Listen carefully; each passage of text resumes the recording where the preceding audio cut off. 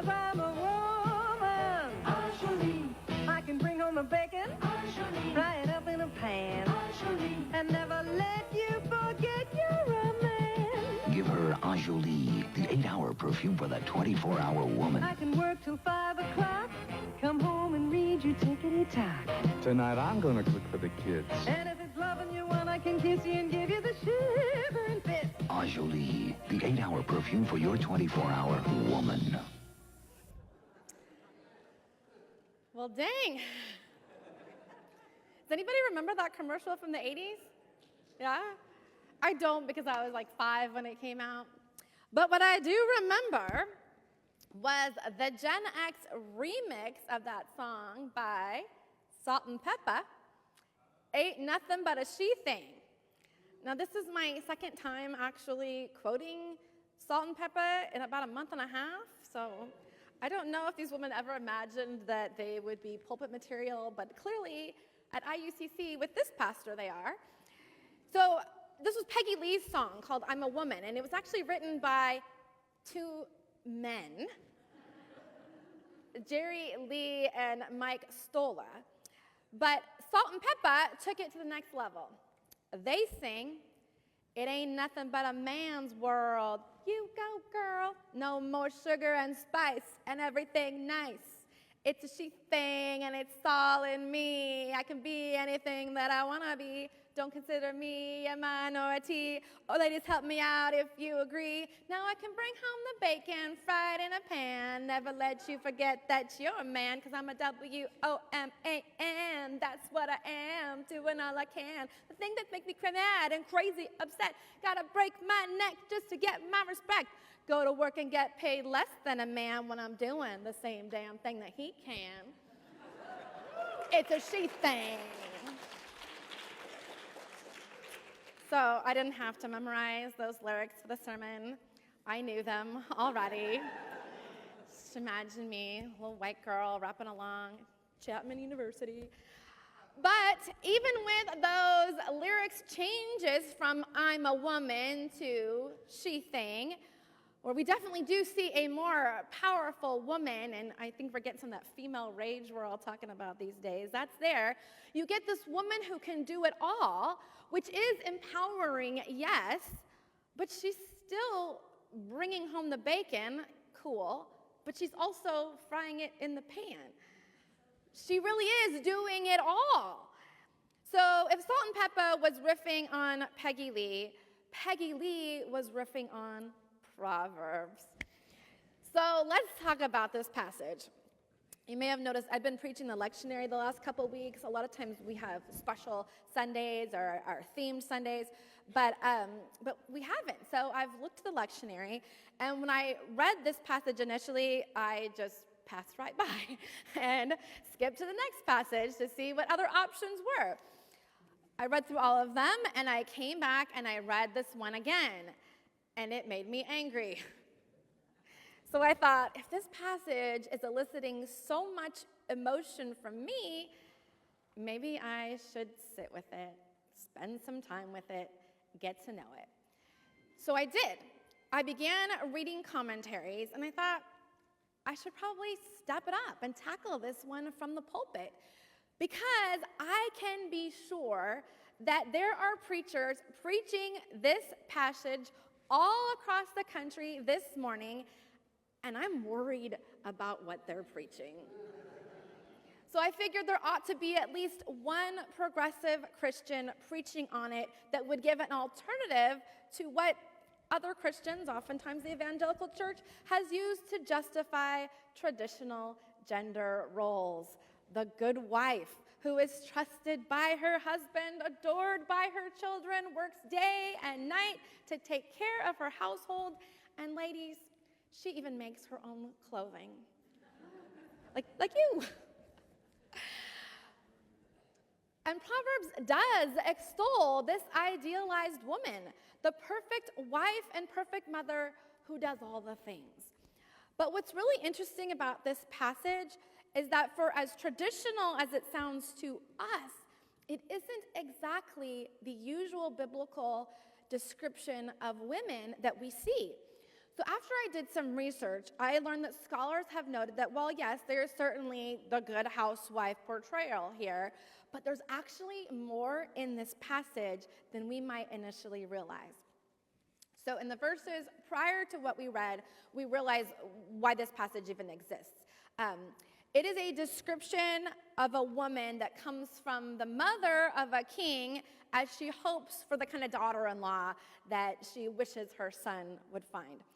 So apparently chapters 30 and 31 come from non-Israelite sources. They were kind of plugged in here. The king is unknown, the mother-in-law unnamed. We don't know who she is, but we get this description that is absolutely an ideal. This ideal woman that she wants for her daughter-in-law. Much of it does represent that patriarchal perspective that we would expect to see. However, what's really interesting is that there are some descriptions of this woman that we would not expect to see. The Reverend Dr. Will Gaffney is Associate Professor of Hebrew Bible at Bright Divinity and also an Episcopal priest. And she writes that a close reading demonstrates the woman being described here is much more than a housewife on steroids. She is entrepreneurial and by no means limited to a domestic sphere. She's industrious and she's generous. She's a craftswoman. She's a wise woman. She's caring, considerate, and attentive to the needs of others. Above all, she is a God-fearer, and she exhibits many idealized character traits that are more the archetype of women than an actual woman, more the ideal than actuality. But what is particularly interesting is that in this passage, this woman is more than just this perfect little domestic housewife. What Gaffney points out is that the character of this woman, which is the heart of this piece, has not been well translated over the years. So she wants us to look at the translations that we have in a particular word. And this word, when it's found in early English translations, it included the word strong out of the Wycliffe Bible, right? Geneva translates it as honest and faithful. The Douay Bible preserves the Latin Vulgate and the Greek Septuagint manuscripts tradition with valiant, while the New English Septuagint has courageous. The Greek text has the word andrean, which would be manly. So translations matter here. I think that the translators made very calculated decisions about how they choose to convey this very word. They did not want a manly woman. They hardly wanted a strong woman. Very telling that the Geneva Bible zeroed in on honest and faithful. A definite detour from valiant and even strong. But Gaffney goes on to explain that what all these translations are struggling with is the original Hebrew word chayil, with a primary meaning ranging from military might and power to physical strength. And in its plural, this very word designates warriors or an army. So the translations that intentionally erase this woman's physical strength and power create a construction that is stereotypical femininity, but is not present in our text. And then you get the same word later on in verse 3 when it refers to man, which the translators, wouldn't you guess, broadly agree and translate it nearly unanimously as the strength, the power, right? And, which she explains, as a general rule, biblical Hebrew adjectives don't change meaning when applied to people or animals or objects or different genders. Interesting, right? But the translators, they changed it when it came to a different gender. So you get strength, it should be, who can find a woman of warrior strength, to demonstrate that this queen mother is looking for someone who will match her son, strength for strength. There's other references to her physical prowess. And then what's interesting is when you look at what she brings home in the middle of the night, it says something defective, bringing home the food for the morning. But what is translated by Gaffney as spoil, as in spoils of war. She's going out to war every night and morning. This is like a strong woman. And then she's taking in her prey. Prey. But we didn't get any prey in the passage we read. She's the warrior out there.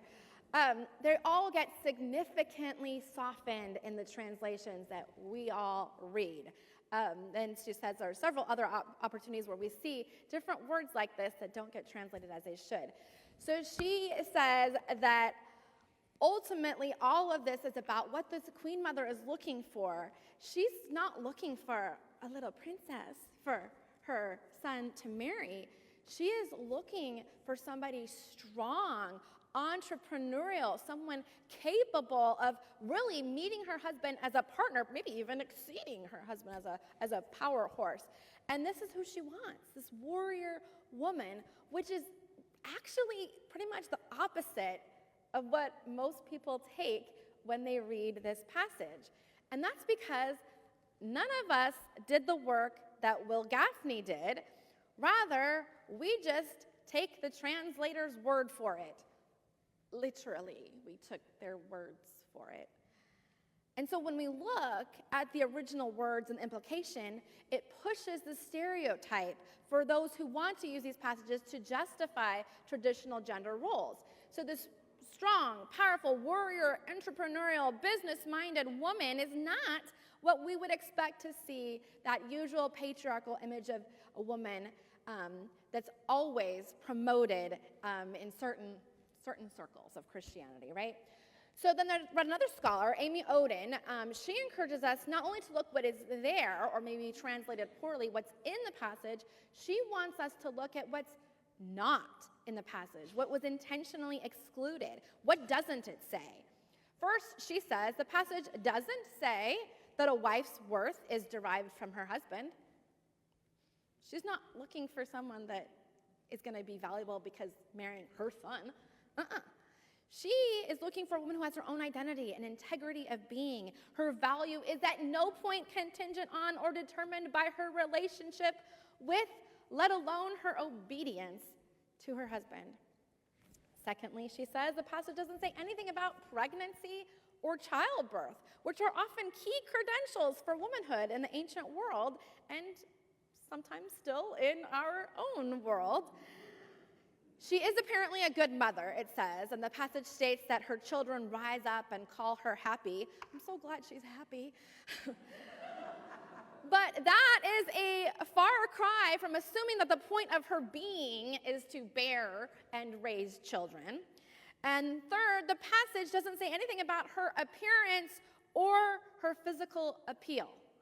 There is nothing about her weight, her shape, her clothes, except for the fact that she wears purple, which we know makes her powerful, strong, and rich. Doesn't say anything about her makeup, or that she needs a makeover, or, doesn't ask if she's achieved younger-looking skin.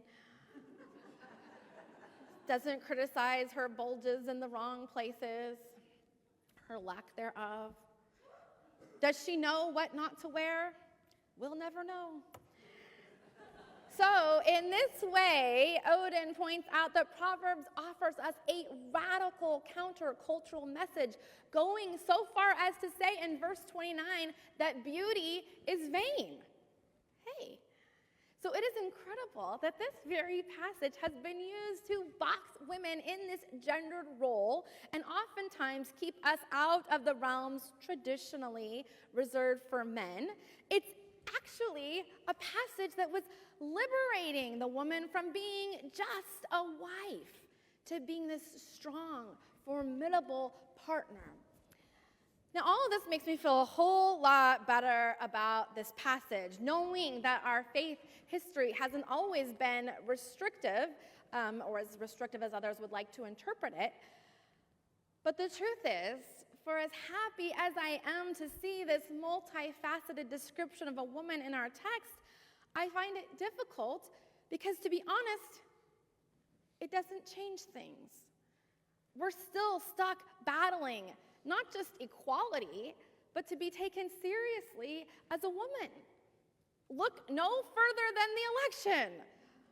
Or the one 8 years ago when Hillary Clinton ran and she was criticized for having no emotion. Do you remember that? Until the one time she shed a tear, and then she was emotional. Imagine being criticized for being too emotional and emotionless by the same people. I mean, Hillary's husband, he cries every time he gets a chance, everything. And the one time she cried, she was crucified. The current Democratic candidate, we've heard it said more than once, she slept her way to the top. Or what's wrong with her? She's a childless woman. What kind of a woman is a woman who doesn't bear children? This plays out in front of us in real time on the national stage, but I would guess that every woman in this room has been pulled in all directions trying to meet these impossible standards. Yes, salt and pepper. We at least aspire to the hope that I can be anything that I want to be, even if women have not broken through all of the glass ceilings yet.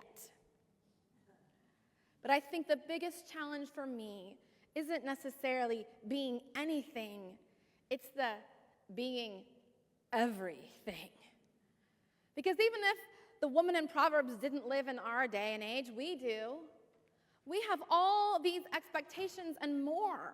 It's amazing that this ancient ideal of a woman was described as a strong, powerful warrior woman who could match the strength of any man.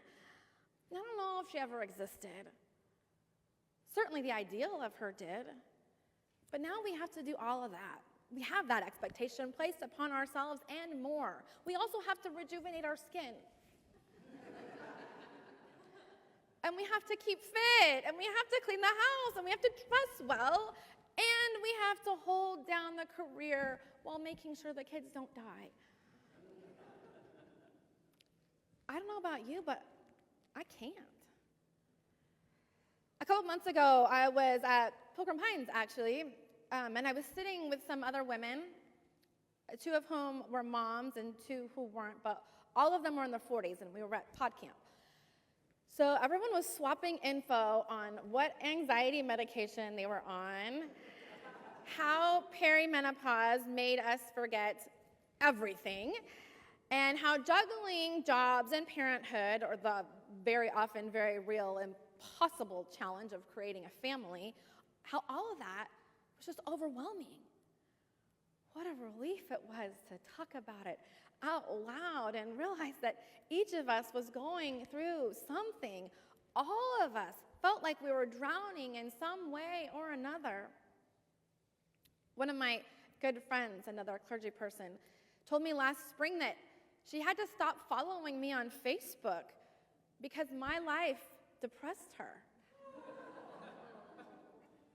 And that just killed me because my life is not perfect.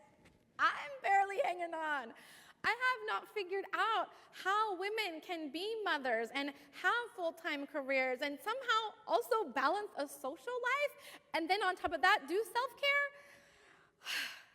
It's so darn sad that social media, which was originally invented to connect us, to make us feel closer, actually adds to the problem as we inadvertently or sometimes purposely curate what looks like the perfect, unattainable lives that'll make other people who are struggling just feel bad about themselves.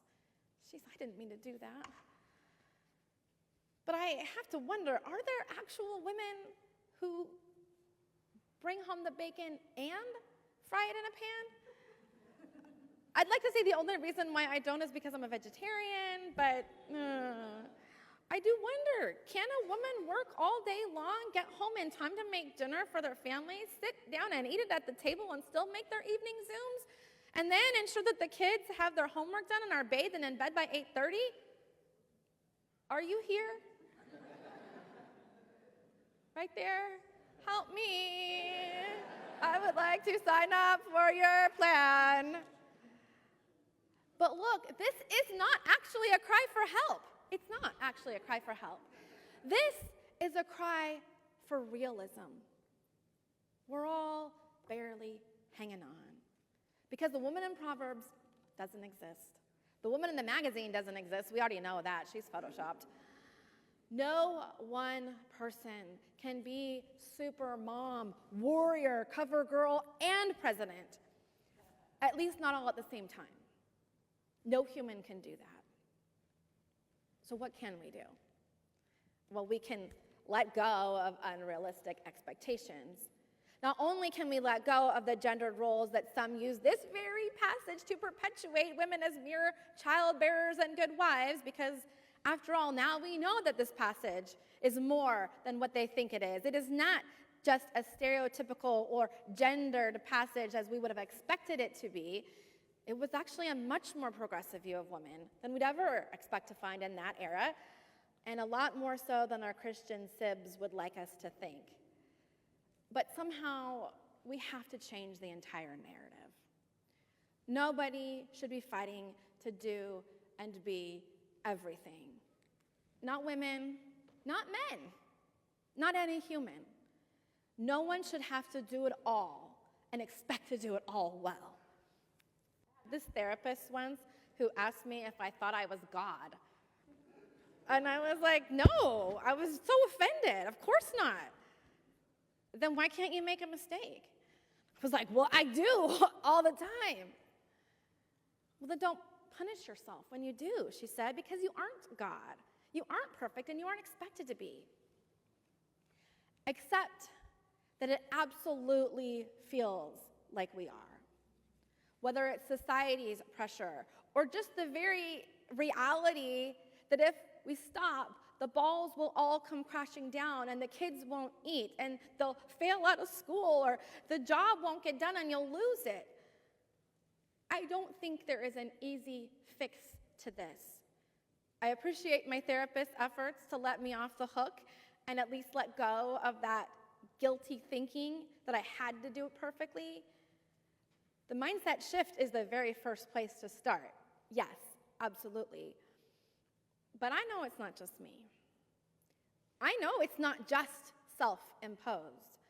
I know there are very real deadlines. There are very real needs, very real children who will need to eat dinner and get to school in the morning, very real bills that need to be paid.